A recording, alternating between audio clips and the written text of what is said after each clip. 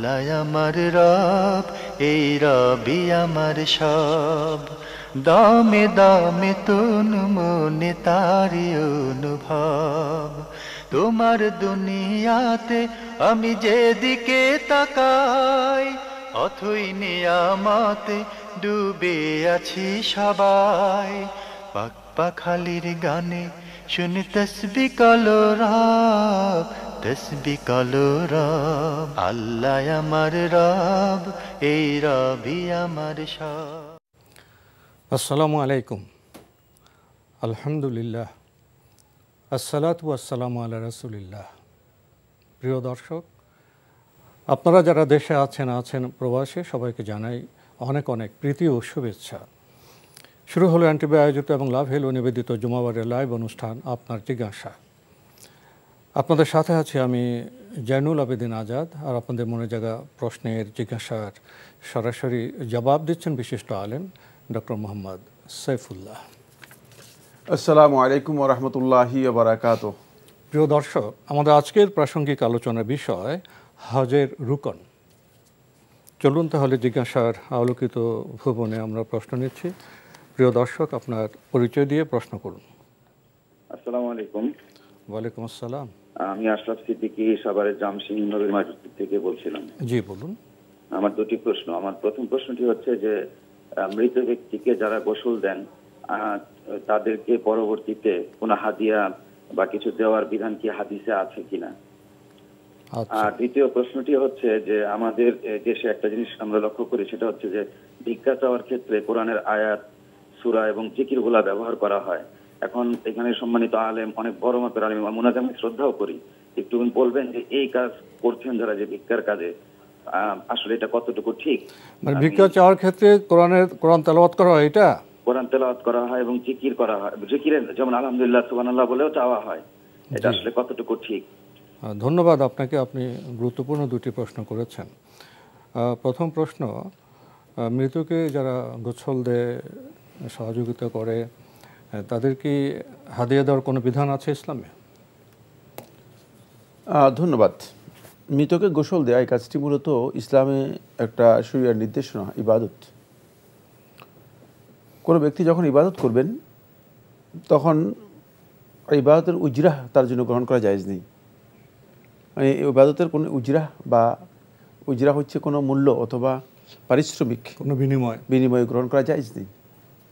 তিনি এর জন্য বিনিময় গ্রহণ করতে পারবেন না। কিন্তু যেহেতু তিনি পরিশ্রম করেছেন, সময় দিয়েছেন, আর এর সাথে যদি যুক্ত হয় এমন যে ব্যক্তি এই কাজ করেন তিনি হয়তো অভাবী হতে পারে, দরিদ্র হতে পারে, তাহলে সেক্ষেত্রে যদি তাকে মৃতের পক্ষ থেকে অথবা মৃতের অভিভাবকদের পক্ষ থেকে অথবা মৃতের আত্মীয় স্বজনদের পক্ষ থেকে যদি কোনো কিছু হাদিয়া দেওয়া হয় তাকে, এটি ইসলামের নিষিদ্ধ বিষয় নয়। কিন্তু হাদিয়া দিতে হবে এবং তিনি হাদিয়ার দাবি করবেন, এই কাজটি শুদ্ধ নয়। হাদিয়ার দাবি করবে, এটা শুদ্ধ নয়। কারণ মৃত ব্যক্তিকে গোসল দেওয়ানো এটা ইসলামী শরিয়ার একটা নির্দেশিত ইবাদত, এটা ফরজ। মুসলমানদের উপর অবশ্যই একদল করতেই হবে। তাদেরকে নির্দেশ দেওয়া যে আলেমদের জুমহুর আহলুল ইলম বলেছে এটা ফরদে কিফায়া। সুতরাং যেহেতু ফরদে কিফায়া, তাহলে সেক্ষেত্রে তিনি অবশ্যই ফরজ আদায় করবেন। এর ইবাদত হওয়ার কারণে এখান থেকে বিনিময় অথবা এর জন্য পারিশ্রমিক গ্রহণ করা সেটি শুদ্ধ বা সঠিক নয়। তাহলে বিনিময় নয়, যদি এমনিতে দেয়, খুশি হয়, সেটা ব্যক্তিগত বিষয় যদি হয় যে কেউ যদি দেন তাহলে সেটা নিষিদ্ধ নয়, তিনি গ্রহণ করতে পারবেন। আরেকটি প্রশ্ন করেছেন, ভিক্ষা চাওয়ার ক্ষেত্রে দেখা যায় অনেকে কোরআনের আয়াত তেলাওয়াত করেন, জিকির করেন, এটা কি ঠিক আছে? না, এটি সম্পূর্ণ মাহজুর, নিষিদ্ধ বিষয়। কোরআনে কারীমকে ভিক্ষাবৃত্তির জন্য ব্যবহার করা অথবা আল্লাহ রাসূল সাল্লাল্লাহু আলাইহি ওয়াসাল্লাম যে সমস্ত আজকারগুলো আমাদেরকে করতে বলেছেন, সে জিকিরকে অনেকে দেখা যায় যে কালিমাতুত তাওহীদ, যেটা লা ইলাহা ইল্লাল্লাহ, টেনে লা ইলাহা ইল্লাল্লাহ দিয়ে যান মনে হচ্ছে যেন এই কালেমাটা ভিক্ষার কালেমা। নাউযুবিল্লাহি মিন যালিক।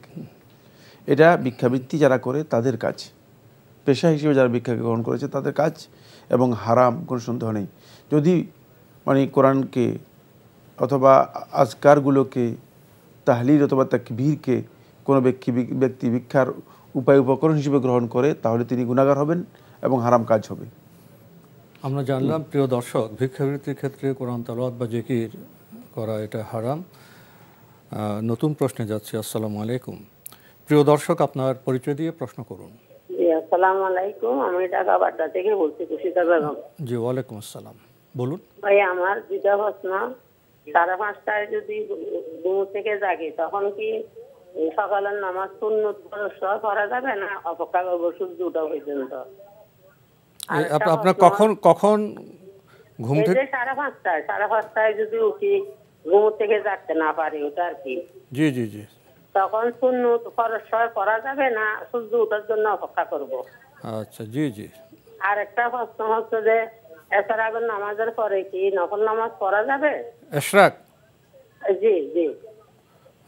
জি। আসসালামু আলাইকুম। ওয়ালাইকুম আসসালাম। আপনি ঘুম থেকে দেরিতে উঠেছেন, আপনি 5:30 একটি সময় উল্লেখ করেছেন, সে সময় পড়বে নাকি সূর্য ওঠার পরে সুন্নত এবং ফরজ পড়বেন? আপনি 5:30টার কথা যেটা বলেছেন, সেখান তো আসলে সূর্য উদিত হওয়ার সময় প্রায়। টাইমটা বেরি করতেছে, কিছু কমে কিছু বাড়ে। না, এখন তো সূর্য উঠে যেত। হ্যাঁ, মানে সূর্য উঠে পরিপূর্ণরূপে সূর্য উঠে যায়, অথবা মানে আজকের সূর্য উদয় মানে যে সময়, মানে সেই সময়ের মানে কাছাকাছি সময় আর কি। সেক্ষেত্রে সূর্য উদয় যদি হয়ে যায়, তাহলে আপনি সাথে সাথে সালাত আদায় করে নেবেন, অপেক্ষা করবেন না। আর যদি সূর্য উদিত হচ্ছে এই টাইমে আপনি উঠেন, তাহলে আপনি সূর্য উদিত হওয়া পর্যন্ত অপেক্ষা করবেন। আর যদি সূর্য উদিত হওয়ার আগে আপনি উঠেন, আগে বলতে অন্তপক্ষে 1 রাকাত সালাত আদায় করার আগে যদি আপনি উঠেন, তাহলে আপনি সালাত আদায় করবেন। বিষয়টা বুঝতে পারলাম কিনা? আসলে মানে টাইমটা এখানে ফিক্সড করার কোনো সুযোগ নেই। টাইম নির্ভর করছে আসলে, টাইমটা ভেরি করে একদিন এক টাইম, একদিন এক টাইম এখন মানে প্রতিদিনই প্রায় 1 মিনিট করে করে টাইম মানে বেড়ে যাচ্ছে। জি। আরেকটি প্রশ্ন করেছেন, ইশরাকের সালাতের পরে কি নফল সালাত আদায় করতে পারবেন? ইশরাকের সালাতই তো নফল সালাত। আর নফল সালাত বলতে কি বোঝাচ্ছেন? ইশরাকের সালাত হচ্ছে নফল সালাত। জি। সুতরাং ইশরাকের সালাতের সাথে আপনি নফল সালাত মানে পড়তে পারবেন। সেটা 1 রাকাত থেকে আরম্ভ করে 8 রাকাত পর্যন্ত সুন্নাহ দ্বারা প্রমাণিত হয়েছে। মানে আমাদেরকে আসলে মানে এই বিষয়গুলো ভালো করে জেনে নিতে হবে যে ইশরাকের সালাত তো নফল সালাত। জি। আমরা জানলাম বিষয়টি সম্পর্কে। প্রিয় দর্শক, নতুন প্রশ্নে যাচ্ছি। আসসালামু আলাইকুম। পরিচয় দিয়ে প্রশ্ন করুন। আসসালামু আলাইকুম। ওয়ালাইকুম আসসালাম। হ্যাঁ, আমার প্রশ্ন হচ্ছে, আমরা যখন জামাতে নামাজ পড়তে যাই, দেখা যায় 4 রাকাত বিশিষ্ট ফরজের নামাজ আমি 2 রাকাত প্রথম রাকাত পাই নাই, দ্বিতীয় 2 রাকাতে আমি কিভাবে নামাজ পড়ব? সূরা মিলাই নাকি এক সূরা দিয়ে? জি। আর কোনো প্রশ্ন আছে? না। ধন্যবাদ আপনাকে। প্রশ্ন তো পেয়েছেন? হ্যাঁ, প্রশ্ন পেয়েছি। এবার প্রশ্ন করেছেন যে তিনি প্রথম 2 রাকাত পাননি, পরের 2 রাকাত পেয়েছেন, কিভাবে সালাত আদায় করবেন? এই প্রশ্নের উত্তর আমরা বহুবার দিয়েছি। সালাত শুরু হয় থাকে তাকবীরাতুল ইহরামের মাধ্যমে, অর্থাৎ তাকবীরে তাহরিমা যেটাকে আমরা বলে থাকি, তাকবীরাতুল ইহরামের মাধ্যমে আপনি সালাতে প্রবেশ করুন। যখন আল্লাহু আকবার বলবেন, তাকবীরাতুল ইহরাম দিয়ে শুরু করবেন সালাত। এরপরে আপনি যে রাকাত পড়লেন সেটা হচ্ছে প্রথম রাকাত, আপনার প্রথম রাকাত। তারপরে আপনি যদি ইমামের সাথে 1 রাকাত পান, তাহলে আপনার এটা 1 রাকাত হলো। যদি ইমামের সাথে 2 রাকাত পান, 2 রাকাত হলো। ইমামের সাথে 3 রাকাত পান, তাহলে আপনার 3 রাকাত হলো। বাকি রাকাতটা আপনি পূর্ণ করে দিবেন। যেটা পড়া হয়নি সেটা আপনি পূর্ণ করে দিবেন। সুতরাং সেটা পড়া হয়নি যেটা হবে সেটাই হচ্ছে আপনার শেষ রাকাত। সালাত শুরু হয়ে থাকে মূলত প্রথম দিক থেকে, সালাত পেছনের দিক থেকে শুরু হয় না। মা ফাতাকুম ফাসাল্লু মা আদরাকতুম ফাসাল্লু, তোমরা যতটুকু পেয়েছো ততটুকু সালাত আদায় করো। ওমা ফাতাকুম ফাআদ্দু অথবা ফাকদু, যেটা তোমাদের কোনো কারণে ফৌত হয়ে গেছে, ছুটে গিয়েছে, সেটাকে পূর্ণ করে নাও। ইমামের সাথে উনি 2 রাকাত পালান, কিন্তু সেটা ওনার প্রথম রাকাত হবে। অবশ্যই। জি। আমরা জানলাম বিষয়টি সম্পর্কে। প্রিয় দর্শক, নতুন প্রশ্নে যাচ্ছি। আসসালামু আলাইকুম। পরিচয় দিয়ে প্রশ্ন করুন। লাইনে আছেন? আমি লতিফ। জি, বলুন, আপনার প্রশ্নটি করুন। আমি আমি বলছি যে ফরজ নামাজে একাকী পড়ার সময়, ফরজ নামাজে একাকী পড়ার সময় ওই 4 রাকাত পূর্ণ না করে, 4 রাকাত পূর্ণ না করে ওই সালাম ফিরেলে সে নামাজ পূর্ণ করার নিয়ম কি? আর কোনো প্রশ্ন আছে? আর একটা হলো যে ওই 4 রাকাত নামাজে মাঝের তাশাহুদ ভুলে না পড়লে তার বিধান কি? ধন্যবাদ আপনাকে। জি, আপনি দুটি প্রশ্ন করেছেন। আপনি বলছেন ফরজ সালাত যখন একাকী পড়ছেন, 4 রাকাত বিশিষ্ট যে সালাত সেটা পূর্ণ না করে আপনি সালাম ফিরিয়ে ফেলেছেন, তো এক্ষেত্রে ওনার কি করণীয়? করণীয় হচ্ছে যদি আপনি সালাম ফিরিয়ে ফেলেন তাহলে বাকি আপনি যে রাকাত পূর্ণ করেন নাই অথবা যে রাকাত আদায় করেন নাই, কয় রাকাত আপনি আদায় করেন নাই, 1 রাকাত বা 2 রাকাত, সেই রাকাতটুকু আপনি পূর্ণ করে আবার আপনি বসবেন, বসে আপনি সাজদাতুস সাহু দিবেন, 2টি সাজদা সাহু দিবেন, তারপর আপনি সালাম ফিরাবেন।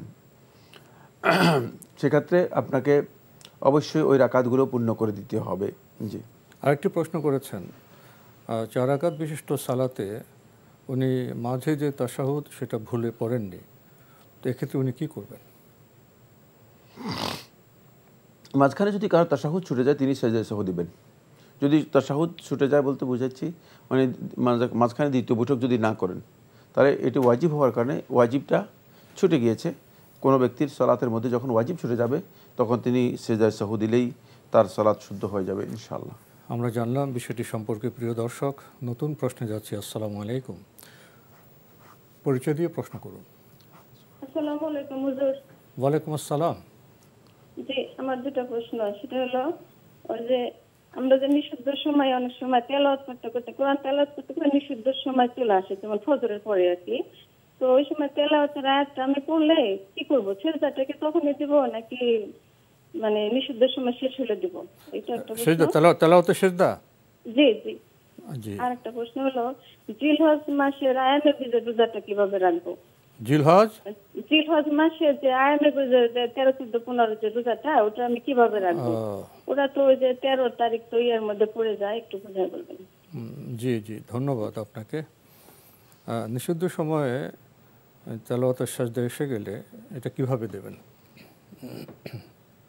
সিজদাতুত তিলাওয়া নিষিদ্ধ সময় যদি হয় তাহলে সেই সিজদাতুত তিলাওয়া দিতে পারবেন, যেহেতু সিজদাতুত তিলাওয়া মিন জাওয়াতিল আসবাব, মানে তেলাওয়াত করার কারণে হয়েছে, সবব রয়েছে, এটা কোনো নফল ইবাদত নয় অথবা নফল সালাত নয়, তাই এটি আপনি আদায় করতে পারবেন। আর কীভাবে নিষিদ্ধ সময় চলে আসবে, মানে কখন তেলাওয়াত করতেছেন সেটাও আপনাকে বুঝতে হবে। জি, আরেকটি প্রশ্ন করেছেন যে জিলহজ মাসের যে রোজা আয়ামে বীজের সময় চলে আসলে কি করবেন? জিলহজ মাসের যে রোজা সেটা আপনি আয়ামুল বীজের রোজাটা 14, 15, 16 রাখতে পারবেন, 14, 15, 16 রাখতে পারবেন, যেহেতু 10, 11, 12, 13 সিয়াম পালন করা নিষিদ্ধ। সুতরাং সেক্ষেত্রে আপনি 14, 15, 16 এই দিনগুলোতে সিয়াম পালন করতে পারবেন। আমরা জানলাম বিষয়টি সম্পর্কে। প্রিয় দর্শক, নতুন প্রশ্নে যাচ্ছি। আসসালামু আলাইকুম, পরিচয় দিয়ে প্রশ্ন করুন। আমি ঢাকা বনানী থেকে বলছি। জি বলুন। আমি বলছিলাম হজ সম্পর্কে প্রশ্ন, সেটা হলো এই, যারা দুর্নীতি করে ঘুষ খেয়ে ধনী হয়েছে তাদের উপরে হজ করা কি ফরজ হয়েছে? এটাই। ধন্যবাদ আপনাকে। এই জাতীয় প্রশ্ন বোধ হয় এরকম কণ্ঠবোধ আমরা আগেও শুনেছি। যারা ঘুষ দুর্নীতি করে সম্পদশালী হয়েছেন তাদের উপর কি হজ ফরজ হয়েছে? ধন্যবাদ এই ভাইকে। যেহেতু তার কাছে সম্পদ আছে, তিনি আল্লাহর ঘরে যাওয়ার মতো তার সামর্থ্য রয়েছে, তাহলে তার উপর হজ ফরজ। এখন সম্পদ তার কাছে আছে, তার উপর হজ ফরজ না হওয়ার কোনো কারণ নেই। আল্লাহ সুবহানাহু ওয়া তাআলা তার ইবাদত কবুল করবেন কি করবেন না, তার আমল কবুল হবে কি হবে না, সেটা আমাদের দায়িত্ব নয়। কারণ প্রত্যেকটা ব্যক্তিকে কিয়ামতের দিন তার সম্পর্কে প্রশ্ন করা হবে, আমাকে অথবা আপনাকে প্রশ্ন করা হবে না। সুতরাং আমাদের এত অস্থিরতার কোনো কারণ নেই। প্রত্যেকটা ব্যক্তি নিজেকে নিজেই আত্মসমালোচনা করা দরকার। হাসিবু আনফুসাকুম কাবলা আন তুহাসাবু, ওমরুল খাত্তাব রাদিয়াল্লাহু তাআলা থেকে সুনান তিরমিজি riwayat-এর মধ্যে এসেছে যে তোমরা নিজেদেরকে হিসাব করো, অন্যদের ব্যাপারে প্রশ্ন না করে নিজের ব্যাপারে প্রশ্ন করবেন। এ ধরনের প্রশ্ন মানে মানুষের অন্তরকে ক্ষতিগ্রস্ত করে, ব্যতিগ্রস্ত করে। আল্লাহ তাআলা বুঝার তৌফিক দান করুন। আমরা জানলাম বিষয়টি সম্পর্কে। প্রিয় দর্শক, নতুন প্রশ্নে যাচ্ছি। আসসালামু আলাইকুম, পরিচয় দিয়ে প্রশ্ন করুন। আসসালামু আলাইকুম। ওয়ালাইকুম আসসালাম। জি, আমার দুইটা প্রশ্ন ছিল। আমি প্রিন্স বলছি দক্ষিণ কোরিয়ার ইনচন শহর থেকে। জি বলুন। প্রথম প্রশ্নটা হচ্ছে যে আমরা যারা অমুসলিম প্রধান দেশে বসবাস করি, আমরা জুমার সালাতটা দেখা গেল যে প্রত্যেক বছরে 2 থেকে 3 বার সুযোগ পাই। এক্ষেত্রে জুমার সালাতের পরিবর্তে আমাদের অনেক সময় জোহরের সালাত আদায় করতে হয়। এভাবে বছরের পর বছর জুমার সালাত বাদ দিয়ে যে আমরা জোহরের সালাত আদায় করছি, এটা কি আমাদের জন্য ঠিক হচ্ছে বা ইসলামের বিধান কি এক্ষেত্রে? আমরা মানে জুমার সালাতের সুযোগ পাই না, এই কারণে এই কাজটা করি, জোহরের সালাত আদায় করি। আর দ্বিতীয় নম্বর প্রশ্ন হচ্ছে যে অনেক সময় দেখা যায় যে এক সালাতের ওযু দিয়ে আরেক সালাতের জন্য প্রিপারেশন নিয়ে থাকি, কিন্তু মধ্যখানে প্রসাবের চাপ এসে যায়। তো এই প্রসাবের চাপ নিয়ে কি সালাত আদায় করা যাবে? উল্লেখ্য যে ওযুর জন্য যে সময়টুকু সেটাও অনেক সময় পাওয়া যায় না, এই কারণে এক সালাতের ওযু দিয়ে আরেক সালাত আদায় করতে হয় অনেক ডিফিকাল্টির মধ্যে দিয়ে। সময় সংকট, অফিস দেয় না তাদেরকে। আপনার অফিস থেকে সুযোগ পান না, তাই না? ধন্যবাদ আপনাকে। সুদূর দক্ষিণ কোরিয়া থেকে আপনি প্রশ্ন করেছেন। আপনার প্রথম প্রশ্ন, অমুসলিম দেশে যারা বসবাস করছেন তারা জুমার পরিবর্তে জোহর সালাত আদায় করে থাকেন, জুমার সালাত পড়ার সুযোগ পান না বলে। কিন্তু এইভাবে বছরের পর বছর ধরে যে তারা সুযোগ না পাওয়ার কারণে জুমার পরিবর্তে জোহর সালাত আদায় করছেন, এটা ঠিক আছে কিনা বা এক্ষেত্রে বিধান কি হবে? হ্যাঁ, জুমার সালাত যদি আপনার সুযোগ না থাকে, জুমা আদায় করার মতো যদি কোনো জায়গা অথবা সময় না থাকে ব্যস্ততার কারণে, তাহলে আপনি জোহরের সালাত আদায় করবেন, আপনার সালাত হয়ে যাবে। সেটা বছরের পর বছর হলেও কোনো অসুবিধা নেই। কারণ আল্লাহ সুবহানাহু ওয়া তাআলা বান্দাদেরকে বান্দার সাধ্যের অতিরিক্ত কোনো দায়িত্ব বা শরীয়তের কোনো বিধান বান্দার উপর প্রয়োগ করেন না। এই ক্ষেত্রে বান্দা শরীয়তের বিধানের জন্য বাধ্য নন যে তার উপর সাধ্যের বাইরেও কাজ করতে হবে। বাকি আপনাকে এই বিষয়টা বিবেচনা আনা দরকার, সেটা হচ্ছে এমন কাজ করা উচিত নয় যে কাজে আল্লাহ তাআলার আনুগত্য এবং ইবাদত, ফরজ ইবাদতের প্রতিবন্ধকতা তৈরি হয়। সেখানে আপনার কাজের অবস্থা পরিবর্তন করতে হবে। মানে এমন একটা জায়গায় আপনাকে যেতে হবে যেখানে আপনি অন্তপক্ষে আল্লাহ তাআলা যেই ইবাদতগুলো ফরজ করেছেন সেই ফরজগুলো আদায় করতে পারেন। ফরজ ইবাদত আদায় করতে পারবেন না, এই ধরনের কাজ যদি আপনি নিজের জন্য করে নেন বা নিজের জন্য বাধ্য করে নেন, তাহলে তো আপনি ফরজ ইবাদত করতে পারবেন না। সুতরাং এই জায়গায় আপনাকে অবশ্যই চিন্তা করতে হবে যে আপনার এই ধরনের চাকরি যেখানে আপনার সুযোগ নেই, তা আপনাকে পরিবর্তন করার জন্য চেষ্টা করতে হবে। আপনি কী ধরনের অসুবিধা বা সুযোগ নেই কেন সেটা আপনি স্পষ্ট করেন না, কিন্তু যদি স্পষ্ট করতেন তাহলে হয়তো আমরা বুঝতে পারতাম যে অবশ্যই ওনাকে সুযোগ দিচ্ছেন না, যেখানে কাজ করছেন সেখানে সেই সুযোগটা নেই, সুযোগ পাচ্ছেন না। তাহলে তো আর অফিস পরিবর্তন করতে হবে, তার ডিউটি পরিবর্তন করতে হবে, এটা স্পষ্ট করা দরকার ছিল। জি, স্পষ্ট। দ্বিতীয় প্রশ্নে উনি সেটা কিছুটা স্পষ্ট করেছেন যে এক সালাতে অজুতে অন্য সালাতের ওনার নিয়ত, কিন্তু এই সময় এই মধ্যবর্তী অবস্থায় পেশাবের চাপ নিয়ে উনি সালাত আদায় করতে হচ্ছে, কারণ আবার যে নতুন করে অজু করবেন সেই সময়টা উনি পাচ্ছেন না, ওনার সময়ের সংকট রয়েছে। এক্ষেত্রে পেশাবের চাপ নিয়ে কি সালাত আদায় করতে পারবেন? এই প্রশ্ন আমার কাছে খুব বেশি পছন্দনীয় হচ্ছে না। কারণ হলো পেশাব পায়খানা করতে দেবে না এরকম অফিস মানে পৃথিবীর কোথায় আছে আমার জানা নেই। আপনি কি মনে করেন? অস্বাভাবিক মনে হচ্ছে। আমার কাছে অস্বাভাবিক মনে হচ্ছে, এই প্রশ্নটাকে অস্বাভাবিক মনে হচ্ছে। যদি আপনার পেশাবের বেগ হয়, আপনি পেশাব করে তারপর উজু করে সালাত আদায় করবেন। পেশাব পায়খানার জন্য অফিসে অনুমতি দিবে না, এটা আমার কাছে কেন জানি খুব নরমাল প্রশ্ন মনে হচ্ছে না, এটা অস্বাভাবিক একটা বিষয়। যদি এরকম একটা অস্বাভাবিক প্রতিষ্ঠান হয়, সেখানে একটা মুসলিম চাকরি করবে কেন? না, দুনিয়ার কোথাও পেশাব পায়খানার জন্য দুনিয়ার কোথাও সুযোগ দেবে না, এটা আপনি মানে কে জানে পৃথিবীর কোন ভূখণ্ডে রয়েছে এটা আমার জানা নেই। এটা আমার কাছে মনে হচ্ছে যেন মোটেও স্বাভাবিক বিষয় না। জি, অবশ্যই পেশাব, আপনার পেশাব তাহলে তো আপনি ক্ষতিগ্রস্ত হয়ে যাবেন, আপনি অসুস্থ হয়ে পড়বেন, যে অবস্থা আপনি জীবনযাপন কিভাবে করবেন। জি জি, আমরা জানলাম বিষয়টি সম্পর্কে। প্রিয় দর্শক, নতুন প্রশ্নে যাচ্ছি। আসসালামু আলাইকুম, পরিচয় দিয়ে প্রশ্ন করুন। ওয়ালাইকুম আসসালাম, আমি রাজশাহী থেকে বলছিলাম, মুনতাসির রহমান। জি বলুন। হুজুর, আমার দুইটা প্রশ্ন ছিল। একটা হচ্ছে কুরবানির মাংস বন্টন ব্যাপারে, কেমন করে বন্টন করতে হবে। আর একটা প্রশ্ন হচ্ছে আমাদের সমাজে, গ্রামের আমরা মানুষ, এখানে একটা সমাজ আছে, সেখানে আমরা 3 ভাগের 1 ভাগ দিয়ে দিই মিসকিনের, এবং সেখানে আবার যারা কুরবানি দেয় তারাও সে মাংস নেয়, এবং যারা দেয় না তারাও নেয়। সেটা হচ্ছে কিনা আমাদের এই বন্টনটা ঠিক মতো?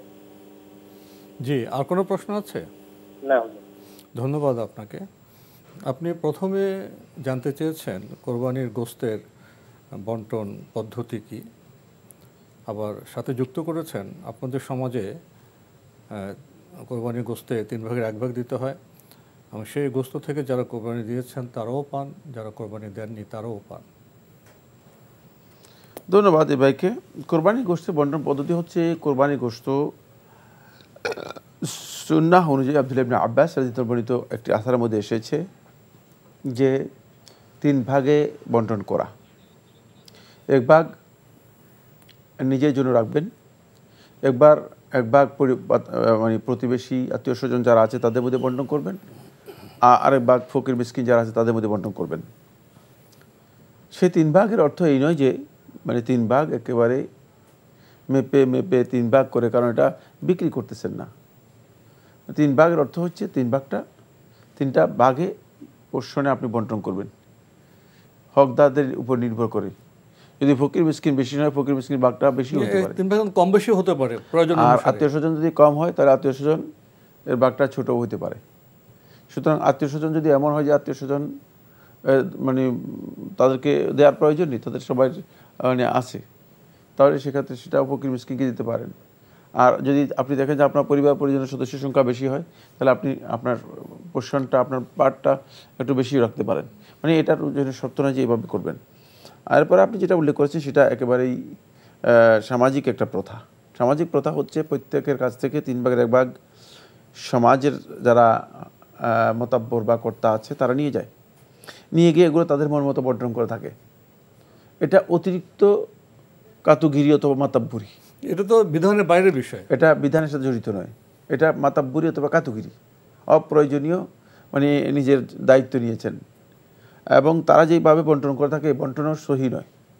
যদি তারা সামাজিক কারণে বন্টন করে থাকে, নিয়ে থাকে, তাহলে সমাজে যারা ক্ষতিগ্রস্ত অথবা যারা অভাবী আছে তাদের মধ্যে বন্টন করবে না। যে 3 ভাগ হলো সেখানে তো সমাজে সবাই আছেন, যিনি কোরবানি দিয়েছেন তিনিও আছেন, আত্মীয়স্বজন আছেন, ফকির মিসকিন আছেন, তো এর বাইরে তো আর কোনো সমাজ নেই না। সুতরাং সেক্ষেত্রে তাহলে যদি 3 ভাগের 1 ভাগ নিয়ে যান, তাহলে তারা যারা ফকির মিসকিন আছে, অভাবী আছে, তাদের মধ্যে বন্টন করে দিবেন, এটা হচ্ছে তাদের কাজ। কিন্তু 3 ভাগের 1 ভাগ নিয়ে নিজেদের মন মতো লোকদের মধ্যে আবার বন্টন করে দেয়া, তাদেরকে দিবেন, যারা অভাবী তাদেরকে। এই বন্টন পদ্ধতি তাদের আসলে শুধুমাত্র মানে নেতাগিরির জন্য, এটা অপ্রয়োজনীয়, একেবারে অপ্রয়োজনীয়, বিধানের বাইরে বিষয়, কোনো প্রয়োজনই নেই, এবং তারা এই কাজের মাধ্যমে কোনো সওয়াব পাবেন না, বরং এই কাজটা তাদের জন্য মোটেও শুদ্ধ নয়, মানে সঠিক কাজ নয়। আমাদের আজকের প্রাসঙ্গিক আলোচনার বিষয় হজের রুকন, এ বিষয়ে কিছু বলবেন? হ্যাঁ, ধন্যবাদ। খুবই গুরুত্বপূর্ণ বিষয়। আমরা ধারাবাহিকভাবে হজের বিষয়গুলো আপনাদের সামনে তুলে ধরার জন্য এই আলোচনাগুলোতে কিছু বিষয় নির্ধারণ করে নিয়েছি। আজকের যে আলোচ্য বিষয় সেটি হচ্ছে আরকানুল হজ ওয়াল উমরাহ, হজ এবং উমরার যেই রোকনগুলো আছে সেগুলো। উমরার রোকন হচ্ছে 3টি। 1 নম্বর হচ্ছে ইহরাম করা, 2 নম্বর হচ্ছে আল্লাহর ঘরের চতুর্দিকে 7 চক্কর তওয়াফ করা, 3 নম্বর হচ্ছে সাফা মারওয়া 2 পাহাড়ের মাঝে সাই করা, সাফা মারওয়া দুই পাহাড়ের মাঝে চলা বা সাই করা। আর এর সাথে হজের রোকন হচ্ছে চারটি, একটা যুক্ত হবে। হজের রোকন হচ্ছে চারটি। এহরাম করা, তওয়াফ আছে, আল্লাহর ঘরের চতুর্দিকে যে তওয়াফ রয়েছে সে তওয়াফ করা, তারপরে সাই আছে, সাই করা, তারপরে উকুফ বে আরাফা 9 তারিখ জিলহজের 9 তারিখ সূর্য হেলে যাওয়ার পর থেকে আরম্ভ করে মাগরিবের পর পর্যন্ত এই সময়টুকুতে আরাফার ময়দানে অবস্থান করা, এটা হচ্ছে ফরজ, এটা হজের ফরজ। এবার এই চারটি ফরজ সম্পর্কে একটু কমন আইডিয়া আমরা দেওয়ার জন্য চেষ্টা করব। 1 নম্বর যে ফরজ সেটা হচ্ছে এহরাম করা। এহরাম হচ্ছে নিয়াতুদ দুখুলি ফিন নুসুক মা আত-তালবিয়া, তালবিয়া পাঠ করার মাধ্যমে আপনি যেই নুসুকটা, হজের যে ইবাদতটা আপনি পালন করবেন, সেই ইবাদতে প্রবেশ করার যে নিয়ত করবেন সেটা হচ্ছে মূলত এহরাম। নিয়তটা হচ্ছে এহরাম, কিন্তু আমরা অনেকেই না বুঝে নিয়তটাকে আমরা মনে করেছি নিয়ত কোনো কিছুই না, এহরামকে কাপড় পরাকে নিয়ে গিয়েছি। আর এই এহরামের জন্য ওয়াজিব বা শর্ত হচ্ছে 3টি। 1 নম্বর শর্ত হচ্ছে পুরুষ যারা আছে তারা অবশ্যই শিরাযুক্ত কাপড় থেকে মুক্ত হতে হবে। শিরাযুক্ত কাপড় থেকে মুক্ত, শিরাজবিহীন কাপড় পরতে হবে। শিরাবিহীন কাপড়, উপরে একটা চাদর, নিচে একটা মানে লুঙ্গির মতো শিরাবিহীন পরবে।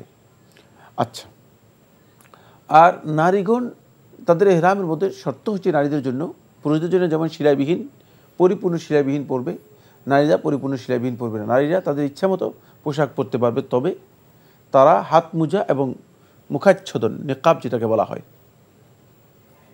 মুখ ঢাকে যার যেটা দিয়ে এটাকে নেকাব বলা হয়, তাকে নেকাব এবং হাত মোজা, 2 হাতের যে মোজা আছে সে মোজা পরবে না। তাদের এহরাম হচ্ছে এই জায়গায়, তাহলে এটা এহরামের জন্য শর্ত। 2 নম্বর হচ্ছে এহরামের জন্য শর্ত হলো এহরামটা অবশ্যই মিকাত অতিক্রম করার আগেই হতে হবে। মানে মিকাত থেকে এহরাম করা হচ্ছে সুন্নাহ, নির্দিষ্ট স্থান, কিন্তু হ্যাঁ একটা নির্দিষ্ট স্থান দেওয়া আছে, যে স্থানের আগে অবশ্যই আপনাকে এহরাম করতে হবে। ওই স্থান যদি আপনি এহরাম ছাড়া অতিক্রম করেন তাহলে আপনি মানে আপনার এহরাম হবে না, আপনার এহরাম হবে না। সেটা আপনাকে খেয়াল রাখতে হবে যে এটা এহরামের জন্য খুবই গুরুত্বপূর্ণ বিষয়।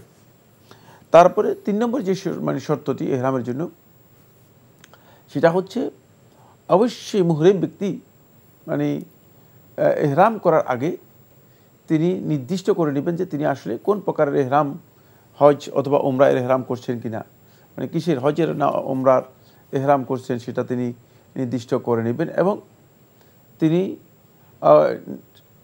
এহরাম করার আগেই তালবিয়া এর মাধ্যমে সেটা নিশ্চিত করবেন, মুখে তালবিয়ার মাধ্যমে।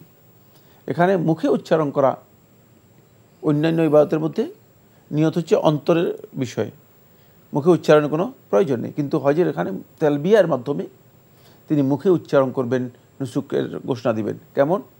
যেমন তিনি বলবেন লাব্বাইক আল্লাহুম্মা হাজ্জাতান, তিনি অথবা মুখে বলবেন লাব্বাইক আল্লাহুম্মা উমরাতান। আচ্ছা, এহরাম সম্পর্কে আলোচনা শেষ। এরপরে তওয়াফ। তওয়াফ হচ্ছে আল্লাহর ঘরের চতুর্দিকে তিনি তওয়াফ করবেন। আল্লাহর ঘরের চতুর্দিকে হাজির আসওয়াদ থেকে আরম্ভ করে হাজির আসওয়াদ আসা পর্যন্ত এইটা হচ্ছে 1 চক্কর তওয়াফ। এই ধরনের 7 চক্কর তওয়াফ হবে। এই তওয়াফটুকু হবে আরাফার ময়দানে, হজের জন্য আরাফার ময়দানে উকুফ থেকে আসার পর 10 তারিখ পাথর নিক্ষেপ করার পরে, এটা হচ্ছে তওয়াফ আল ইফাদা, ফরজ তওয়াফ। এটা হচ্ছে হজের মধ্যে ফরজ। আর উমরার মধ্যে আপনি আল্লাহর ঘরে যাওয়ার পরে যে তওয়াফ করবেন সেটাই হচ্ছে ফরজ তওয়াফ। এর মধ্যে পার্থক্য রয়েছে। যদি হজের নিয়ত করে যান তাহলে আপনি সেখানে গিয়ে যে তওয়াফটা করবেন এটা হচ্ছে তওয়াফুল কুদুম, মানে আপনি আল্লাহর ঘরে গেছেন, মর্মে তওয়াফ করেছেন, সেটা কিন্তু হজের তওয়াফ না। হজের তওয়াফটা হচ্ছে হবে আরাফাত থেকে প্রত্যাবর্তন করে মুজদালিফায় এসে, মুজদালিফা থেকে মিনায় এসে জামরায়ে আকাবায় পাথর নিক্ষেপ করার পর তারপরে যেই তওয়াফ করা হবে সেই তওয়াফ হচ্ছে মূলত হজের তওয়াফ, যেটাকে তওয়াফুল ইফাদা, তওয়াফুল সদর অথবা ফরজ তওয়াফ অথবা তওয়াফুল হজ বলা হয় থাকে। আসুন, এই তওয়াফের জন্য গুরুত্বপূর্ণ কিছু শর্ত রয়েছে যেগুলো জানা দরকার। 1 নম্বর হচ্ছে যেটা, সেটা হলো তওয়াফটা 7 চক্কর হতে হবে। 2 নম্বর হচ্ছে তওয়াফটা অবশ্যই আলা তাহারা হতে হবে, পবিত্র অবস্থায় হতে হবে। এই জন্য যে সমস্ত নারীদের হায়েজ অথবা মিন্স হচ্ছে, অথবা যাদের নেফাস হচ্ছে, অথবা মানে অপবিত্রতার কোনো কারণ আছে, তাহলে তারা কি করতে পারবেন না, এই অবস্থায় তওয়াফ করবেন না, এই অবস্থায় তওয়াফ করবেন, অপেক্ষা করবেন, কিন্তু তওয়াফ তাদের উপর ফরজ থাকবে। আচ্ছা, 3 নম্বর হচ্ছে তওয়াফটা অবশ্যই আল্লাহর ঘরের মানে মসজিদে হারামের চতুর্দিকে হতে হবে, আল্লাহর মসজিদে হারামের বাহির থেকে হতে পারবে না, মসজিদে হারামের ভেতরেই আল্লাহর ঘরের চতুর্দিকে হতে হবে, আল্লাহর ঘরের চতুর্দিকে না হলে সে তওয়াফ হবে না। 4 নম্বর হচ্ছে যেটা, সেটা হলো তওয়াফটা অবশ্যই মসজিদে হারামের হাতিম যেটা হিজে ইসমাইল আছে, হিজে ইসমাইলের বাহির থেকে হতে হবে, এর ভেতর দিয়ে যদি তওয়াফ করে থাকে তাহলে তার তওয়াফ হবে না। খেয়াল রাখতে হবে যে তার তওয়াফটা হবে না, তিনি যদি মানে হিজে ইসমাইল দিয়ে তওয়াফ করে থাকেন তাহলে তার তওয়াফটা হবে না। সুতরাং হাতিমের বাইরে দিয়ে যেতে হবে, হাতিমের বাইরে দিয়ে যাওয়া, তওয়াফটা হাতিমের বাইরে দিয়ে হতে হবে। এরপরে 4 নম্বর সত্যটা মানে 4 নম্বর বিষয়ে আলেমা বলেছেন যে তওয়াফের পরে তিনি 2 রাকাত মুসাল্লা ইব্রাহিমের মধ্যে, তো মাকাম ইব্রাহিমের মধ্যে তিনি 2 রাকাত সালাত আদায় করবেন। আলেমদের মধ্যে অধিকাংশ আলেম এটাকে ওয়াজিব বলেছেন। মানে এটা হলো তওয়াফ সম্পর্কে বললাম। সাই 7 চক্কর হবে, শুরু হবে সাফা থেকে, তারপরে সাফা থেকে মারোয়া গেলে একবার, মারোয়া থেকে সাফায় আসছে একবার, এভাবে 7 বার হবে, শেষ হবে কোথায় গিয়ে, মারোয়াতে গিয়ে শেষ হবে। যদি কোনো কারণে আপনি মনে করেন যে 7 বার হয়ে গেছে সাফাতে, তাহলে ভুল হয়েছে ধরতে হবে, একবার গিয়ে আবার মানে মারোয়াতে গিয়ে আপনি শেষ করতে হবে, মারোয়াতে গিয়ে আপনি শেষ করতে হবে। এখানে অনেকগুলো কথা আছে, সংক্ষেপ করে দিলাম।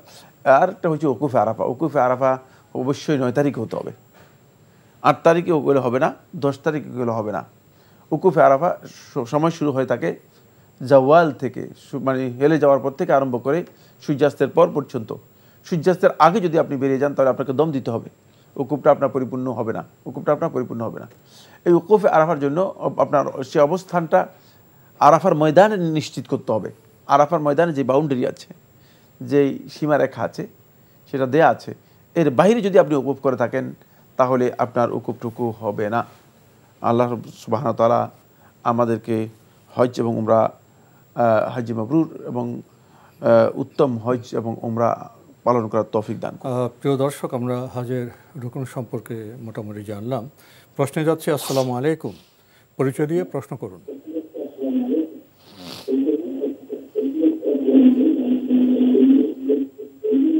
হ্যালো হুজুর, আসসালামু আলাইকুম। ওয়ালাইকুম আসসালাম,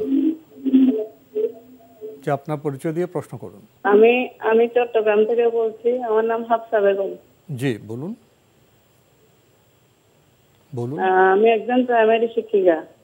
তো আপনার জিজ্ঞাসা অনুষ্ঠানটা আমার খুব ভালো লাগে, আমি নিয়মিত দর্শক এবং শ্রোতা। ধন্যবাদ। তো প্রশ্ন করুন। আপনাদেরকে অনুষ্ঠান দেখে আমি অনেক উপকৃত হয়েছি এবং আমার কলিগদেরকে এইসব ব্যাপারে শেয়ার করে আমি অনেক উপকারও পেয়েছি। তো ওনারাও তো এগুলো ফলো করেন, সেজন্য আলহামদুলিল্লাহ আল্লাহর কাছে হাজার শুকরিয়া। হুজুর, আমার একটা প্রশ্ন, শুধু ছোট্ট প্রশ্ন। জি। আজকে হজ নিয়ে কথা হচ্ছে, কিন্তু আমি হজের বাইরে আমার একটা কথা জানাতে চাচ্ছি। সেটা হলো, আমার স্কুলটা যেখানে আমার নামাজের জায়গা তার বিপরীতে অজুর জায়গা। তো আমি অজু করে ও নামাজের জায়গায় আসার পথে মাঝখানে মনে করেন অজু করে আসলাম, আমার মাথায় কাপড় চোপড় দেওয়া সব ঠিকঠাক, সামনে পড়ে গেল আমার হিন্দু প্রধান শিক্ষক অথবা আমার কলিগ, পুরুষ কলিগ। জি জি। তো এই অবস্থায় আমার অজু কি ভেঙে যাবে, নষ্ট হবে? হুজুর আমাকে যদি জানান, আমার মনে অশান্তি থেকে আমি একটু বেরিয়ে আসতে পারবো। আপনার প্রশ্ন সুন্দর প্রশ্ন করেছেন। আর কোনো প্রশ্ন আছে? না। ধন্যবাদ আপনাকে। আপনি আমাদের অনুষ্ঠান দেখেন, অন্যকে দেখতে বলেন। আপনি তো আমাদের মোটামুটিভাবে আমাদের অনুষ্ঠানের একজন প্রচারক হয়ে গেছেন। ধন্যবাদ আপনাকে, আল্লাহ আপনাকে উত্তম যাজা দিন। আমরা আপনার প্রশ্নে আসি। আপনার নামাজের জায়গার বিপরীতে অজুর জায়গা, অজু করে ফেরার পথে কোনো হিন্দু শিক্ষক বা কোনো পুরুষ শিক্ষক যদি আপনার নজরে পড়ে যায়, এতে কি আপনার অজু ভঙ্গ হবে? এটা ওনার প্রশ্ন। ধন্যবাদ আপনাকে। না, আপনার অজু নষ্ট হবে না। অজু ভঙ্গের যে সমস্ত কারণ আছে, সেই কারণগুলোর মধ্যে একটা নেই যে কোনো পুরুষ যদি কোনো কারণে সামনে পড়ে যায় তাহলে অজু ভেঙে যাবে, বা অন্য ধর্মের কোনো ব্যক্তি যদি কাছে চোখের সামনে পড়ে যায়, সেটা অজু নষ্ট হয়ে যাবে না। এটি অজুভঙ্গের কারণের মধ্যে নেই। অজুভঙ্গের কারণগুলো খুবই সুবিদিত, সুপরিচিত, সুনির্দিষ্ট, আমাদের স্পষ্ট। সুতরাং এর বাইরে মানে কোনো কারণ নেই যে কারণে উজু নষ্ট হয়ে যাবে। এবং সেগুলো আমার মনে হয় বিশেষ করে আগের সময় তো প্রত্যেকটা মানুষ মুখস্থই জানতো, 8টি উজুভঙ্গের কারণ 8টি, সেগুলো মুখস্থ করানো হতো। সুতরাং মানে ওর এই কাজগুলোর বাইরে আসলে উজুভঙ্গের কোনো কারণ নেই, তাই এতে আপনার উজু নষ্ট হবে না ইনশাআল্লাহ। আমরা জানলাম বিষয়টি সম্পর্কে। প্রিয় দর্শক, নতুন প্রশ্নে যাচ্ছে। আসসালামু আলাইকুম, পরিচয় দিয়ে প্রশ্ন করুন। ওয়ালাইকুম আসসালাম। আসসালামু আলাইকুম। ওয়ালাইকুম আসসালাম। নাটোর থেকে বলছিলাম, মোহাম্মদ আনোয়ার হোসেন। জি ভাইয়া বলুন। জি, আমি যাচ্ছিলাম যে দুটো প্রশ্ন। একটা হচ্ছে নামাজে দাঁড়ানোর পরপরই ইমাম সাহেব সূরা কেরাত পড়তেছে, ওই সময় কি আমার কি করতে হবে? আমি হাত বাঁধার পরে কি করতে হবে? জি। আর আরেকটা প্রশ্ন হচ্ছে যে হাত কি নাভির উপরে বাঁধার নিয়ম না নাভির নিচে? জি, ধন্যবাদ আপনাকে। আপনি গুরুত্বপূর্ণ দুটি প্রশ্ন করেছেন। প্রথম প্রশ্ন, নামাজে দাঁড়ালেন, ইমাম সাহেব সূরা কেরাত পড়ছেন, তখন মুসল্লি হিসেবে আপনি কি করবেন?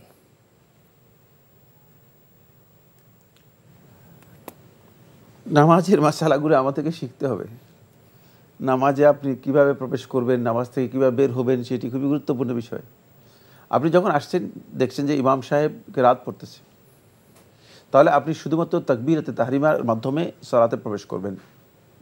তাকবীর তাহরিমা কাকে বলা হয় সেটা আমরা জানি। আল্লাহু আকবার বলে সালাতে প্রবেশ করবেন।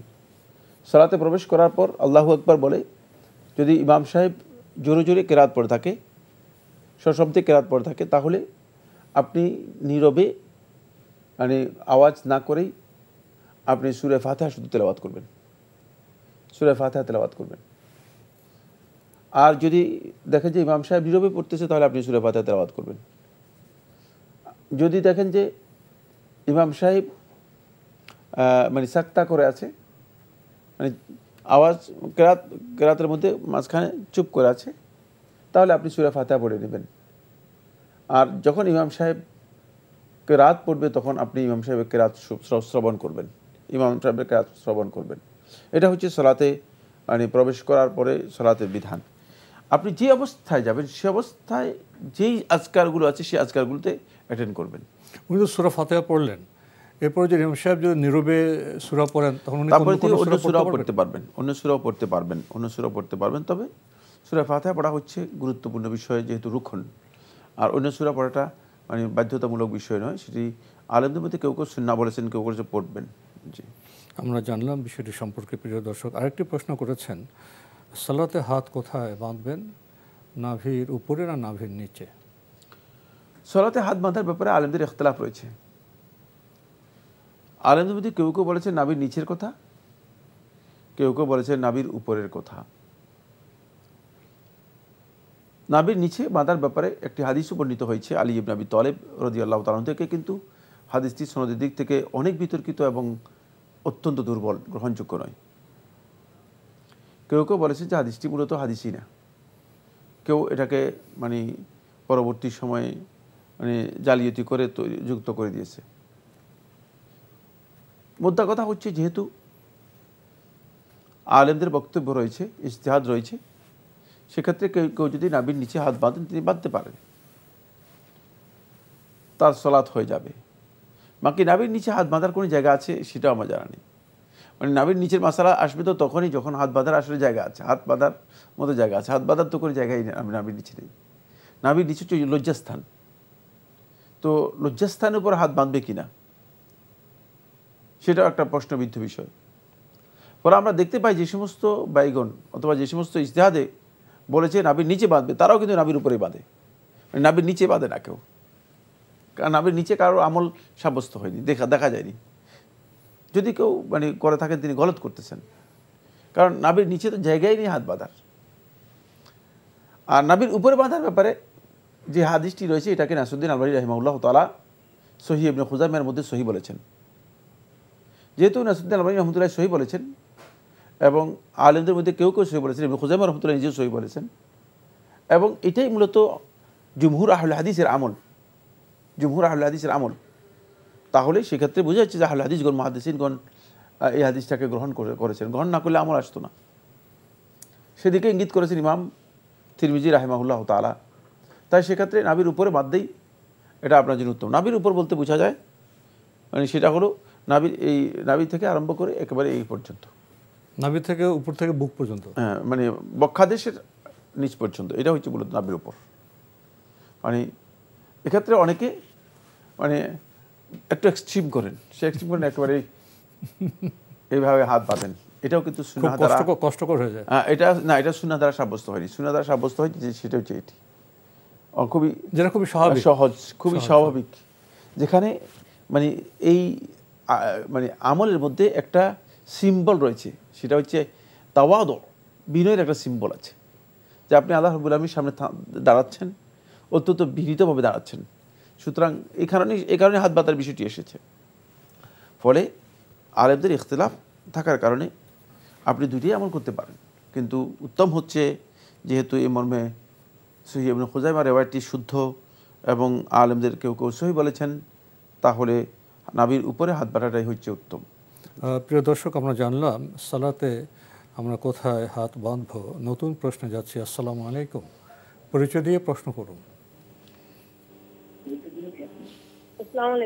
ওয়ালাইকুম আসসালাম, কে বলছেন, কোত্থেকে বলছেন? আমি চট্টগ্রাম থেকে বলতেছি। জি বলুন। আমার একটি প্রশ্ন হচ্ছে, আমার শ্বশুরের সম্পত্তি জি, এখন উনার নিজের ইচ্ছায় উনার বড় ছেলের জন্য মানে বিক্রি করছে। ওনার নিজের ইচ্ছায় নিজে বড় ছেলে বিপদে পড়ছে, সেই কারণে বিক্রি করছে। কি বিক্রি করছেন? হ্যাঁ, এখন কি বিক্রয় করেছেন? কি বিক্রয় করেছেন? জায়গা। আচ্ছা, জায়গা। জি, তারপরে? তো এখন ওনার ছেলের বিপদ মানে ঋণ মুক্ত করার জন্য বিক্রি করছে আর কি, ওনার ইচ্ছায়। জি। এখন ওনার আরো দুইটা ছেলে আছে, ওদেরও অনুমতি নিচ্ছে। এখন এখানে কিছু লোকে বলতেছে আমরা নাকি ওই দুই ভাইয়ের হোক মেরে খাইছি। এখন কি এটা কি ইসলামকে আসলে কি সঠিক? আপনারা কারা যিনি জমি বিক্রি করলেন? আপনারা তার কি হন? না, উনি না, ওনার ইচ্ছাই তো বিক্রি করছে এবং ওনার বড় আরো দুই ছেলে আছে। আপনার সম্পর্ক কি? আপনাদের সম্পর্ক কি? যিনি জমি বিক্রি করলেন তার সাথে আপনাদের সম্পর্ক কি?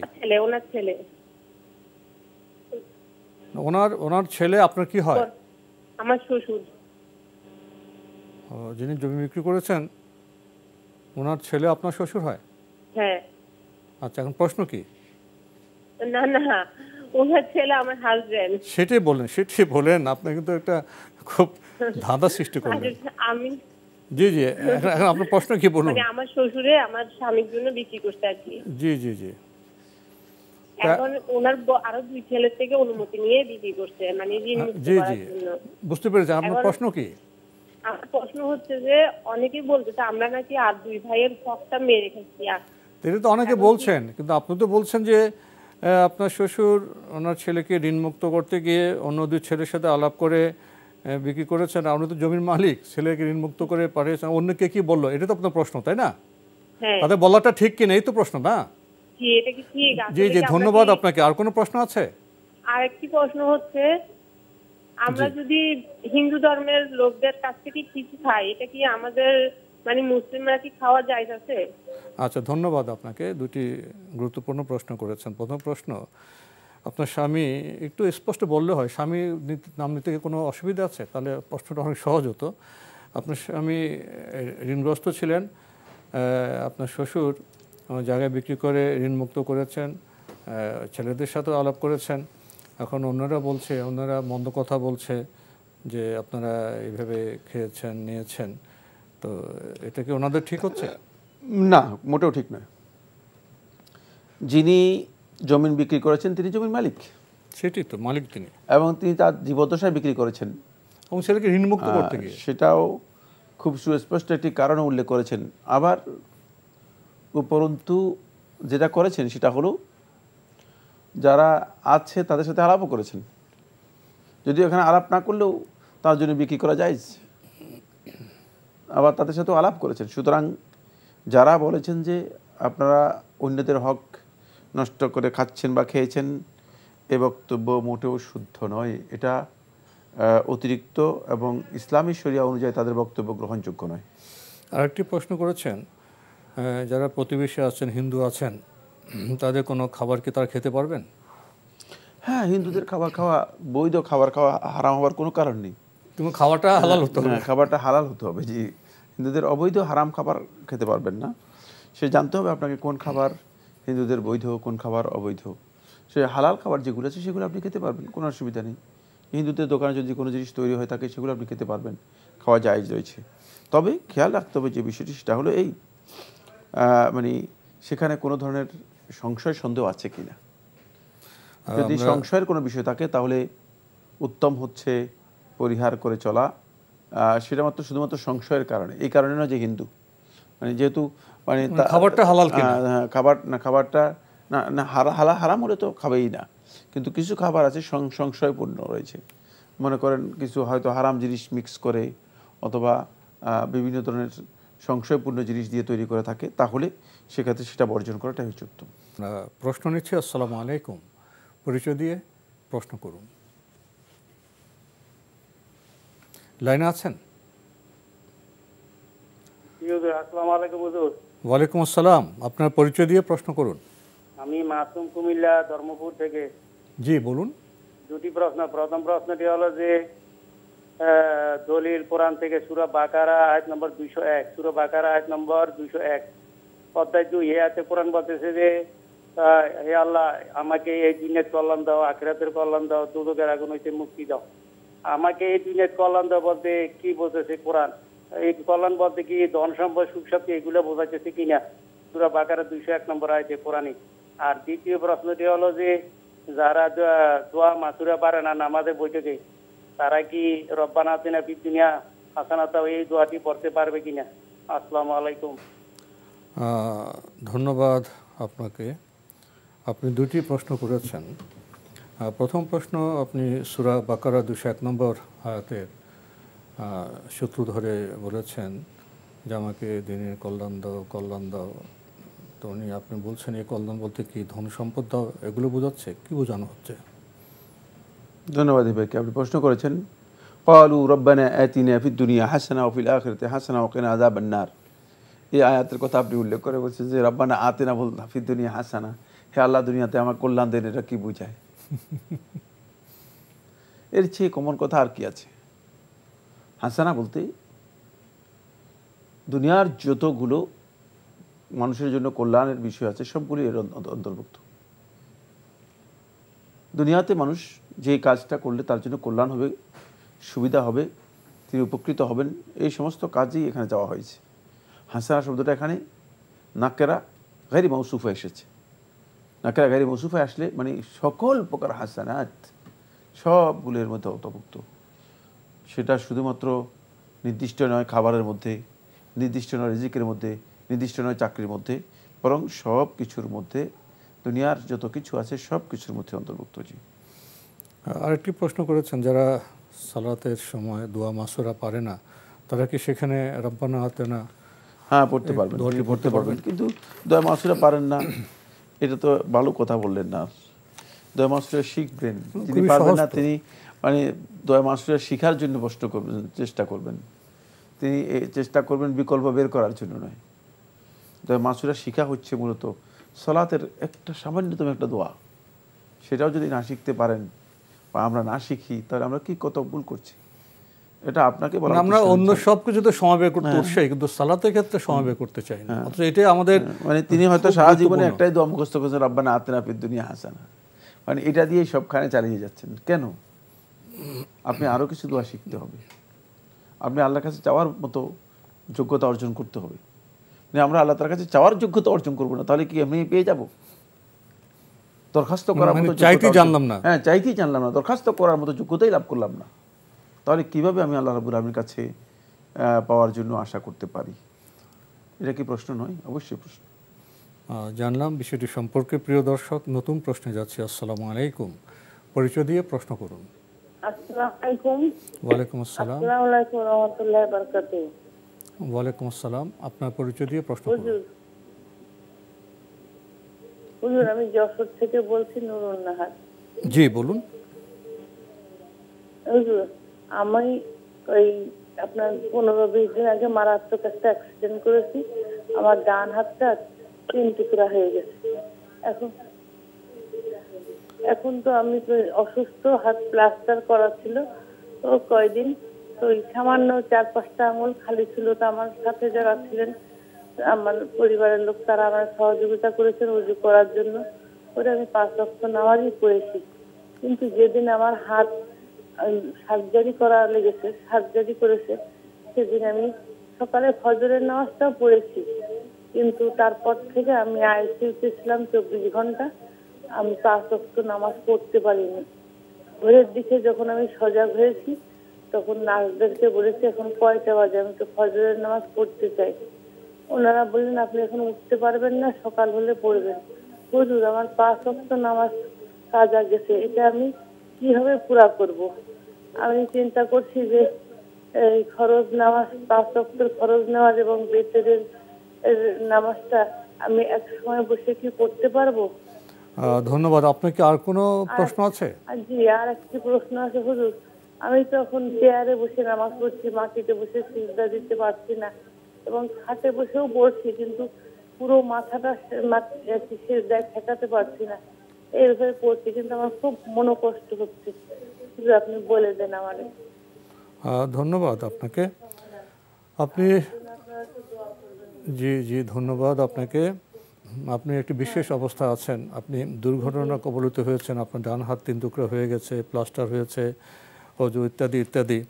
তো আপনি সেদিনও আপনি 5 ওয়াক্ত নামাজ পড়েছেন, পরে আপনার সমস্যা হচ্ছে নামাজ, ফজর নামাজ পড়তে পেরেছেন, পরে নামাজ পড়তে পারেননি।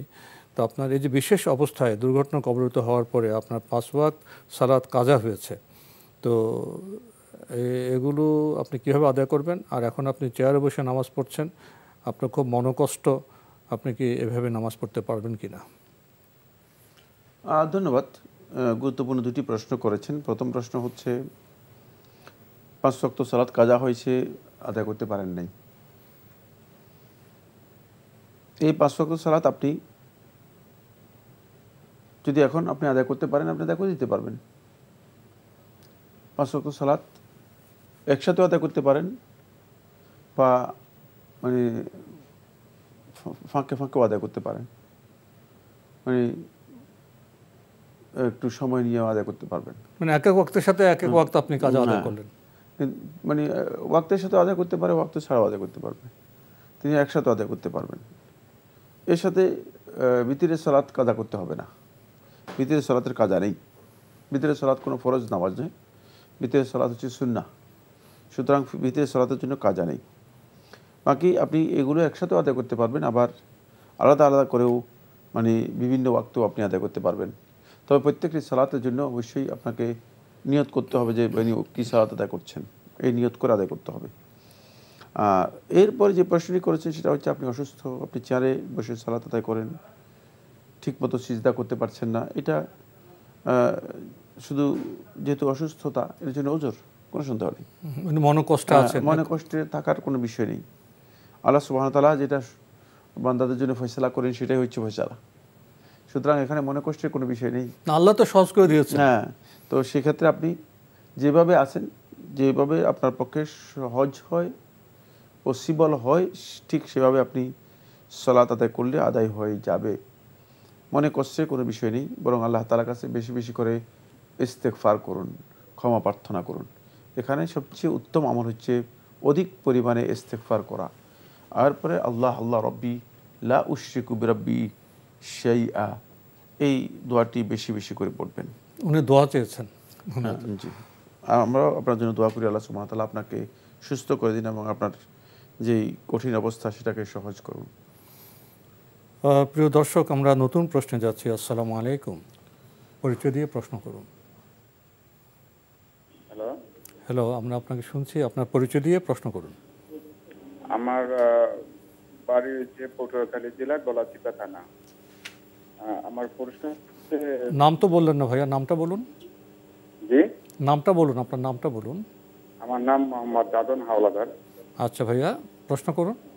আমার প্রশ্ন হচ্ছে এই যে টাকা দিয়ে মানে বিবাহ বা সুন্নত খানা যে নজর হিসাবে টাকা দিয়ে খানা, এটা কি কতটুকু জায়েজ? আর এটা কি কোরআন হাদিস? আবার প্রশ্নটা একটু রিপিট করুন। জি, প্রশ্নটা একটু রিপিট করুন। আপনি লাইনে আছেন? হ্যালো, যে বলছি যে খানা এবং বিবাহ বার্ষিকী যে টাকা নিয়ে, জি কি বিবাহ? বিবাহ বার্ষিকী যে খানায় টাকা নেয় আর কি, নজর দিয়ে খানা, বিবাহ বার্ষিকীতে যে খাওয়া হয়, হ্যাঁ খাওয়া হয় যে টাকার বিনিময়ে, টাকা দিয়ে খাওয়া দিয়ে টাকা নেয়। ও টাকা নেয় না? আচ্ছা, হ্যাঁ নজর যেটা বলে, আমরা বাংলা ভাষায় বলি নজর নেয়। নজর নেয়াজ। হ্যাঁ জি, ওটা কি জায়েজ? জি জি, কোরআন হাদিস দিয়ে কতটুকু আছে এটাকে জানতে চাই। আপনাকে আর কোনো প্রশ্ন আছে? ধন্যবাদ আপনাকে। বিবাহ বার্ষিকী তো এটা আসলে আমাদের কোনো ধর্মীয় অনুষ্ঠান না, এটা আমাদের সমাজ থেকে উৎপত্তি হয়নি, বাইরের জিনিস তো। এটা নানা রকম রূপ, এবং আপনি যে রূপটা বললেন এটা তো আমাদের কাছে নতুন মনে হচ্ছে। আমরা ঢাকা শহরে দেখি বিবাহ বার্ষিকীর এক ধরনের রূপ আছে। আপনি বলছেন বিবাহ বার্ষিকীতে যে খাওয়া হয় টাকার বিনিময়ে, টাকা নেয়, এটা আপনার কি আপনার নজর নিয়াজ কি বলছেন, এটা কি ইসলামে জায়েজ? হ্যাঁ, ধন্যবাদ এই ভাইকে। আপনি যে প্রশ্ন করেছেন, মানে বিবাহ বার্ষিকী বলেন না, তিনি বিবাহের মাঝে বলছেন।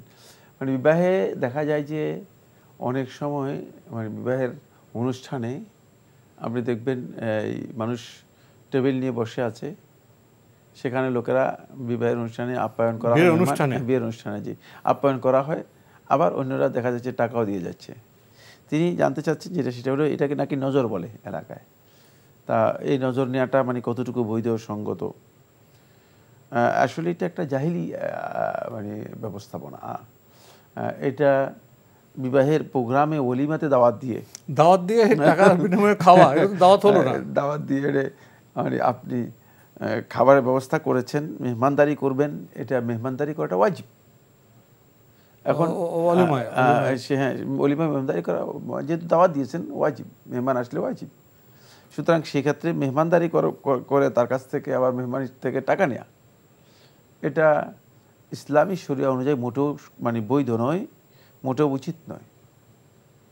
কিন্তু আমাদের সমাজে এটা এসেছে কোথায় থেকে? একটা প্রচলন সমাজের মধ্যে ছিল দীর্ঘদিন থেকে, সেটা হলো বিয়ের অনুষ্ঠানে যারা মেহমানরা আসতো তারা কিছু না কিছু হাদিয়া নিয়ে আসতো, উপহার। কিন্তু উপহার অনেক সময় দেখা গেছে মানুষ উপহার কিনতে পারে না, ব্যস্ততার কারণে উপহারে যে মানে উপহার আনতে পারে না, তখন মানুষ সেটাকে উপহারটাকে কনভার্ট করে নিয়ে গেছে, এই মানে যে উপহার কিনলাম না, আমি কিছু টাকা দিয়ে গেলাম। আবার একই উপহার অনেক হয়ে যায়, ব্যবহৃত হয় না, অপচয় হয়, টাকা দিয়ে গেলাম, এই জায়গায় সেটা কনভার্ট করেছে। যদি এই ধরনের কোনো কিছু হয়, মানে উপহার না দিয়ে যদি কেউ মনে করেন ভাই আমি উপহার তো দিতে পারিনি, আপনাকে কিছু টাকা দিলাম, এটা হারাম বা নিষিদ্ধ নয়। তবে মানে এর জন্য কোনো ব্যবস্থাপনা রাখা, এটাকে লোকদের একটা মানে টেবিল নিয়ে বসা এবং উপহার দিয়ে যাওয়ার জন্য লোকদেরকে উদ্বুদ্ধ করা বা বলা, এই কাজটি মোটেও শুদ্ধ নয়। উপহার কেউ যদি স্বেচ্ছায় দেয় সেটা ভিন্ন কথা, জোর করে অথবা কৌশল করে অথবা মানে পদ্ধতির মাধ্যমে উপহার, মানে খাওয়ার বিনিময়ে উপহার বা টাকা, এটা সঠিক নয়। সুতরাং আপনি যেটা বলেছেন যে এই নজর, যেটাকে নাম দেওয়া হয়েছে নজর নেওয়া, এগুলোর কোনো মানে ভিত্তি নেই ইসলামে, এগুলো কোনো ভিত্তি নেই। জি, আমরা জানলাম বিষয়টি সম্পর্কে। প্রিয় দর্শক, নতুন প্রশ্নে যাচ্ছি। আসসালামু আলাইকুম, পরিচয় দিয়ে প্রশ্ন করুন। আসসালামু আলাইকুম, বরিশাল থেকে নিজামউদ্দিন বলছি। ওয়ালাইকুম আসসালাম। জি ভাইয়া বলুন। জুমার দিনে ইমাম সাহেব বললেন জি যে কোন ইমামের প্রতি যদি কেউ বিদ্বেষ পোষণ করে তার স্ত্রী তালাক হয়ে যায়, কথাটা হাদিস কোরআনের আলোকে কতটা সত্য? কি কোন ইমাম সাহেব বলছেন, কি বলছেন? যে কোন ইমামের প্রতি যদি কেউ বিদ্বেষ পোষণ করে, বিদ্বেষ, তাইলে স্ত্রী তালাক হয়ে যাবে। আর কোনো প্রশ্ন আছে? না, আর কোনো প্রশ্ন নাই। ইমাম সাহেব বলেছেন ইমাম সাহেবের প্রতি কেউ যদি বিদ্বেষ্ট হন, বিদ্বেষ পোষণ করেন, তাহলে স্ত্রী তালাক হয়ে যাবে। এই বয়ান কি সঠিক? না, ইমাম সাহেবের বয়ান সঠিক নয়। এটি ইমাম সাহেব এই ফতোয়া নিজের পকেট থেকে দিয়েছেন, কোরআন এবং হাদিস থেকে দেননি। ইমাম সাহেবের প্রতি স্বাভাবিকভাবে মানুষের কোনো ভুল বুঝাবুঝিও থাকতে পারে, গলত চিন্তাও থাকতে পারে, তবে কোনো ব্যক্তির প্রতি, মুসলিমদের প্রতি মুসলিমরা বিদ্বেষ পোষণ করবে না। বিদ্বেষ কোনো ভালো কাজ নয়, না কারো প্রতি নয়। হ্যাঁ, বিদ্বেষ কারো প্রতি হবে না, ইমামের প্রতি তো প্রশ্নই আসে না। কিন্তু বিদ্বেষ পোষণ করলে গুনাহের কাজ হতে পারে। কোনো গুনাহ করলে সে ব্যক্তির স্ত্রী তালাক হয়ে যাবে। পৃথিবীর কোনো আলেম এই ফতোয়া দিয়েছেন আমার জানা নেই, শুধুমাত্র ওই ইমামই দিয়েছে। এমন ভুল কথা তো ইমামের গুনাহ হয়ে যাবে। হ্যাঁ, সুতরাং এই ইমাম যে ফতোয়া দিয়েছেন সেই ফতোয়ার জন্য তাকেই তলব করতে হবে যে ভাই এটা যে বলেছেন আদৌ কোনো বই অথবা কোনো কিতাবের মধ্যে কোনো আলেম বলেছেন কিনা, নাকি আপনি নিজেই মানুষদেরকে বিভ্রান্ত করার জন্য এই ধরনের ফতোয়া দিয়েছেন। আসলে আমাদের সমাজের মানুষগুলো বেশিরভাগ লোকই অতিরিক্ত করে, সীমালঙ্ঘন করে ফতোয়ার ব্যাপারে বক্তব্য দেন, যেটা অনেক পরবর্তীতে অনেক বেশি বিভ্রান্তি মানুষের মধ্যে তৈরি করে। আরেকটি ভুল আছে, সেটা হচ্ছে অনেক সময় মানুষ বুঝতেও ভুল করেন। মানে ফতোয়াটা আসলে তিনি কি তালাক হয়ে যাবে দিয়েছেন না কি দিয়েছেন, আপনি হয়তো মানে এভাবে বুঝেছেন, হয়তো তিনি আসলে এই কথা বলেননি, সেটাও কিন্তু হতে পারে। তবে তালাকের বিষয়টি সঠিক নয়, আমরা জানলাম। প্রিয় দর্শক, সময়ের কারণে আমরা আজকের প্রশ্ন নিতে পারছি না, তবে আপনাদের অবগতির জন্য জানাতে পারি আপনার জিজ্ঞাসা অনুষ্ঠানটি সপ্তাহে রবি, সোম, মঙ্গল, বুধে 4 দিন বিকেল 5:30টায় সম্প্রচার হয়ে থাকে। ওইসব অনুষ্ঠানে আপনাদের মনে জায়গা প্রশ্ন চিঠির মাধ্যমে, ইমেলের মাধ্যমে পাঠাতে পারেন। আমাদের ঠিকানা পরিচালক আপনার জিজ্ঞাসা, এনটিভি, বিএসএসি ভবন, 7ম তলা, 102 কাজী নজরুল ইসলাম অ্যাভিনিউ, কারওয়ান বাজার, ঢাকা 1215। ইমেল অ্যাড্রেস আপনার জিজ্ঞাসা @ntbbd.com। এনটিভি অনলাইনেও আপনারা আমাদের অনুষ্ঠান দেখতে পারবেন, ভিজিট করুন www.ntbbd.com। ইউটিউবে এবং আমাদের ভেরিফাইড ফেসবুক পেজে অনুষ্ঠান দেখতে পারবেন। প্রিয় দর্শক, সবশেষে রয়েছে গ্রন্থ পরিচিতি। আমাদের আজকের গ্রন্থের নাম কোরআনে বর্ণিত সকল দোয়া ও তার তাফসির, সংকলনে মোহাম্মদ হাসিবুর রহমান, সম্পাদনায় শেখ আবদুল্লাহ শাহেদ আল মাদানী, আলোকিত প্রকাশনী বইটি প্রকাশ করেছে। বইটির মূল্য 365 টাকা। যারা বইটি পেতে চান টেলিফোনে যোগাযোগ করতে পারেন। Telephone number 01755160575। আবারও বলছি 01755160575। কোরআনে বর্ণিত সকল দোয়া ও তাফসির যদি সংক্ষেপে কিছু বলতেন। এটি গুরুত্বপূর্ণ একটি বিষয়। কোরআনে আল্লাহ সুবহানাহু ওয়া তাআলা যে দোয়াগুলো উল্লেখ করেছেন বা বান্দাদেরকে যে দোয়াগুলো শিক্ষা দিয়েছেন, কোনো সন্দেহ নেই সেগুলো এমন দোয়া যেগুলো আল্লাহ তাআলা পছন্দ করেছেন, আল্লাহ তাআলা যেগুলো ভালোবেসেছেন, যে আমার বান্দা আমার কাছে এভাবে দোয়া করুক। দেখেন কত মহিয়ান তিনি, যে তিনি বান্দা কি তার কাছে চাইবে, কিভাবে চাইবে, মানে সেই শব্দটুকু পর্যন্ত শিখিয়ে দিয়েছেন। এর চেয়ে বড় কি আর হতে পারে? কিন্তু দুর্ভাগ্যের বিষয় যে এগুলো আমরা একেবারেই বুঝি না। এগুলোর ভিতরে আমরা কী চাচ্ছি, কেন চাচ্ছি, বা এগুলোর দাবিটা কি, এটা আমরা অনেকে বুঝি না। সুতরাং এর তাফসীর সহ যদি আমরা বুঝতে পারি, আয়ত্ত করতে পারি, তাহলে আমরা যখন দোয়া করব তখন আমাদের অন্তরটা মানে এর সাথে যুক্ত হবে। দোয়ার সাথে অন্তরে যে সমন্বয়, সেই সমন্বয়টুকু যদি হয়, সেই দোয়াটা আল্লাহ তাআলার কাছে সবচেয়ে বেশি গ্রহণযোগ্য হয়। এবং আল্লাহ তাআলা বান্দার মুখের কথা যেটা, সেটা অন্তর থেকে আসছে কিনা, সেটাকে আল্লাহ তাআলা সবচেয়ে বেশি গুরুত্ব দিয়ে থাকেন। প্রত্যেকটি কথার ভ্যালু, মূল্য, কথা যখন অন্তর থেকে আসে সেটার যে মর্যাদা হয়ে থাকে, শুধুমাত্র মুখের কথা, মুনাফিকের বক্তব্য অথবা লৌকিক বক্তব্য, এগুলোর সেই মর্যাদা হয় না। এই কারণেই মূলত এটা বোঝা আমাদের গুরুত্বপূর্ণ একটি দায়িত্ব। প্রিয় দর্শক, খুবই চমৎকার গ্রন্থ কোরআনে বর্ণিত সকল দোয়া। তো আজকে আমাদের এখানে শেষ করতে হচ্ছে। আপনাকে অনেক ধন্যবাদ। আপনাকে অনেক ধন্যবাদ। প্রিয় দর্শক, আসুন আমরা গ্রন্থটি সংগ্রহ করি এবং কোরআনে বর্ণিত দোয়ার মাধ্যমে আমরা আল্লাহর কাছে সাহায্য চাই, পানা চাই। দেখা হবে ইনশাআল্লাহ আগামী জুমাবার একই সময়ে। মহান আল্লাহ আমাদের সবাইকে নিরাপদে রাখুন, রাখুন শান্তিতে। আসসালামু আলাইকুম। আল্লাহ আমার রব, এই রবি আমার সব, দামে দামে তুন মনে তারি অনুভব। আল্লাহ আমার রব, এই রবি আমার সব।